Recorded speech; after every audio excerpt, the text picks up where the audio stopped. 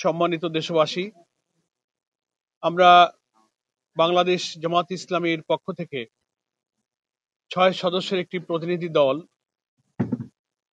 বাংলাদেশ নির্বাচন কমিশনের প্রধান নির্বাচন কমিশনার এবং কমিশনার বৃন্দের সঙ্গে একটি আনুষ্ঠানিক বৈঠকে মিলিত হয়েছিলাম। আগামী জাতীয় সংসদ নির্বাচনকে সামনে রেখে কয়েকটি গুরুত্বপূর্ণ ইস্যুতে নির্বাচন কমিশনের ভূমিকা, কোনো কোনো বিষয়ে কিছু ইনফরমেশন গ্যাপ, কিছু অস্পষ্ট অবস্থা, এগুলো পরিষ্কার করার জন্য নির্বাচন কমিশনের সঙ্গে আমরা আজকে মিলিত হয়েছিলাম এবং সুনির্দিষ্ট কিছু বিষয়ে ওনাদের সাথে আমাদের আলাপ আলোচনা হয়েছে। তার মধ্যে একেবারেই প্রথম এবং সর্বাধিক গুরুত্বপূর্ণ, যেটা দেশবাসী 18 কোটি মানুষ যে নতুন গণতন্ত্রের অভিযাত্রার জন্য অপেক্ষা করছে, সেটা হচ্ছে একটি অবাধ, সুষ্ঠু, স্বচ্ছ, গ্রহণযোগ্য, নিরপেক্ষ জাতীয় নির্বাচন। সেই নির্বাচনের সুনির্দিষ্ট তারিখ ঘোষণা, এটার জন্য জাতি অপেক্ষা করছে। নির্বাচনের ঘোষিত যে টাইম লাইন,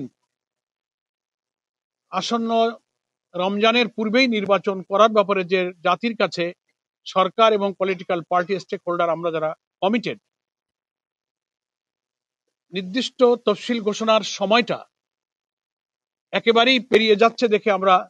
এ বিষয়ে নির্বাচন কমিশনের সুস্পষ্ট ঘোষণা, সুনির্দিষ্ট সিদ্ধান্ত কি, সেটা জানবার জন্যই মূলত প্রথম আলাপ আলোচনায় আজকে ইস্যুটাকে আমরা রেজ করেছি। এরপরে আমাদের মধ্যে আলোচনায় স্থান পেয়েছে ভোট কেন্দ্রগুলোতে বিজিবি সেনাবাহিনী মোতায়েন,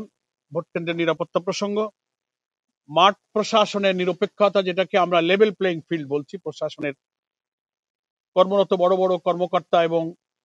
ইলেকশনের সাথে রিলেটেড অফিসারদের নিরপেক্ষতা নিয়ে যেসব প্রশ্ন উঠেছে, সেটা আলোচনার বিষয় ছিল। এরপরে আমরা আলোচনায় অবৈধ অস্ত্র উদ্ধার যে অভিযান, সেটাকে আমরা খুব ইফেক্টিভ দেখছি না। একটা অভিযান নামে চলছে, কিন্তু কার্যকরভাবে এটাকে ফলপ্রসূ করা এবং 5ই আগস্টের পর থেকে সারা দেশের থানাগুলো থেকে লুটপাট হয়ে যাওয়া অস্ত্র কি পরিমাণ উদ্ধার হলো, অবৈধ অস্ত্রধারীরা যারা নির্বাচনকে ডিস্টার্ব করতে পারে, ভোটারদের মধ্যে আতঙ্ক তৈরি করতে পারে, তাদের গ্রেফতার অভিযানের ব্যাপারে আমাদের আলোচনার ইস্যু ছিল, আমরা এটা আলোচনা করেছি। আর একটা ইম্পর্ট্যান্ট ইস্যু ছিল প্রবাসী ভোটার যারা এবার ভোট দেওয়ার জন্য সারা দুনিয়াতে প্রায় 1.25 কোটি ভোটার বা তার বেশি রেজিস্ট্রেশন হচ্ছে। এদের ভোটার রেজিস্ট্রেশনের প্রক্রিয়াটা আমরা যারা প্রবাসের সাথে যোগাযোগ রাখছি, সফর